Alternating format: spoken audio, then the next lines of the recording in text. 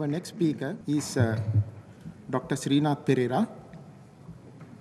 Srinath received his PhD and MSc in computer sciences from Indiana University in USA and his Bachelor of Science in Computer Science and Engineering from University of Moratuwa. Currently, he works as a software architect at WSO2, and he also serves as a research scientist at the Lanka Software Foundation. Furthermore, he teaches as a visiting faculty at the Department of Computer Science and Engineering, University of Moratuwa. He has been involved with the Apache Web Service project since 2002 and is a member of Apache Software Foundation, PMC, and the Apache Web Services project. Srinath is also a committer of Apache open source projects Axis, Axis2, and Geronimo, and a co-founder of Apache Axis2.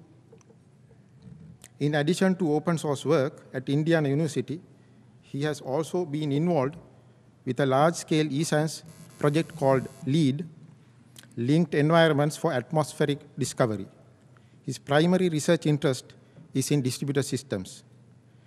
He has done a lot of work on web services, eScience, and grid in the last few years. Currently, he focuses on distributed architectures and their scalability characteristics. Let me warmly welcome Dr. Srinath to deliver his talk on developing distributed web applications. Where does REST fit in?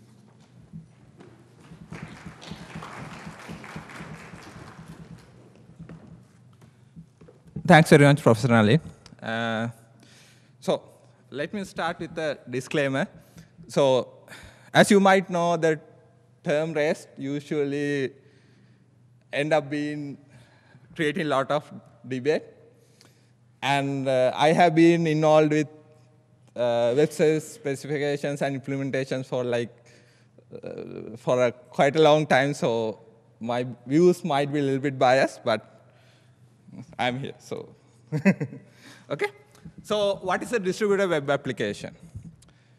So somebody said that it's a distributed application if my application fails due to a machine or something that I have no idea of. Okay, and that's a little bit of funny version of the definition. So for our discussion, we'll stick to some web application where if you're accessing it, you will think, okay, it's a one application, but actually it's built up of many parts, which is in many computers. Okay, why do you do distributed architectures or applications? Mainly you do it for scalability, because like you have too many users or etc., so that one machine cannot handle it, or you do it for high availability. Okay. So let me take Google as an example for distributed web application. Okay. So let me tell you quickly how Google works. So what Google does is they have these small agents called software agents, called crawlers, which goes around the web and download almost all of the web. Then they build an index saying, this document has this word. Of course, the web is very big. So this index, you can't put it in one machine. You have to put it in many machines. Also, they build another data structure, which basically says, this document has this many incoming links. Remember, usually web pages has outgoing links. This is incoming links. Okay? Now, when you go and search Google, okay, for example, when you type REST services, okay, Google go and look for all the documents that has REST, word REST, and services. Get that list. Now remember, the key question is to sort that, because you are going to only look at 10 at maximum. What they are going to do is they are going to sort this by number of incoming links. I mean, it's called PageRank algorithm. It's a little bit more complicated than that, but this is the gist of it. So they show you like 50 or whatever based on that. Now, although it's a distributed web application, it actually runs about few 100,000 servers. We don't exactly know the number. They don't tell. So, okay. Now, what I'm going to, so the problem is, if you are building a distributed web application, you have this, you have to somehow figure out how to solve this problem, of course, but you need some architecture where you distribute it across many machines, talk to each other, etc. Okay? So from a very generic view, this application has two things. It has state, things it remembers, and it has processing units. It's algorithms, things that it does. Right? So historically, for example, with distributed objects, etc., these were very much coupled, but in the last few years, we have been keeping these two together. So there's state, which is in a database or somewhere, and there's a lot of execution. Now, there are two main architectures. Let me say, I can say architecture styles, to build architectures to architect distributed systems. Okay? One is called service-oriented architectures. You may have heard, because if you are in IT field, you can't help hearing it. At least everybody was muttering this for some years. Now they mutter cloud, but anyway. Then there is something called resource-oriented architectures. Or it's more commonly known as REST. Okay? So these two models. So my take-home from this talk is I'm trying to explain what is a resource-oriented architecture is, comparing and contrasting with service-oriented architectures, okay? And give you some idea where you should be using REST. Okay. So now let me start with SOA one, because that's much easier for us to, that's more people know about it. So SOA consists of stateless processing units. Okay, let me take an example. Think that you have so you have some company which create a lot of clothes. Okay, so this company might so you design the company. You can mainly think in terms of what are the equipments you have. You have the sewing machine. You have many other things to cut the clothes, whatever, etc.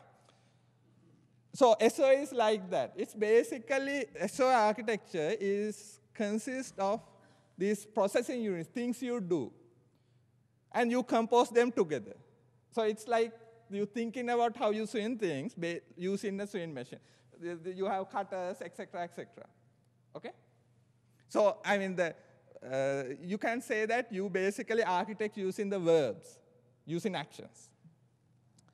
Okay, so this is, so if you usually, when you program, etc., you do a lot of it. Because, okay, you have these processing units. We group them as services. So the architecture will include usually a data store, which is usually a database, and a lot of these processing units. And you compose them together to create more complex processing units.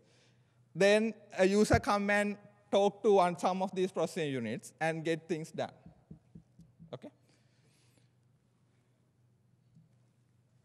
So in contrast, okay, the resource-oriented architecture is based on resources.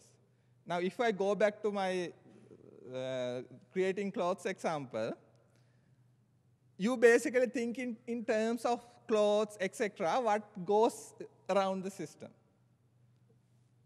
So with SOA architectures, your focus is on these verbs, where you do things.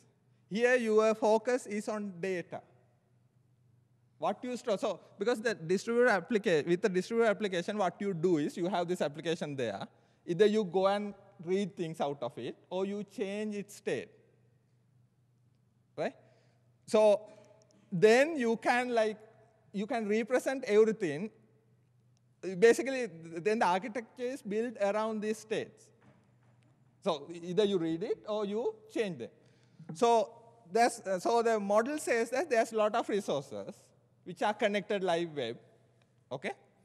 So there are 4 operations.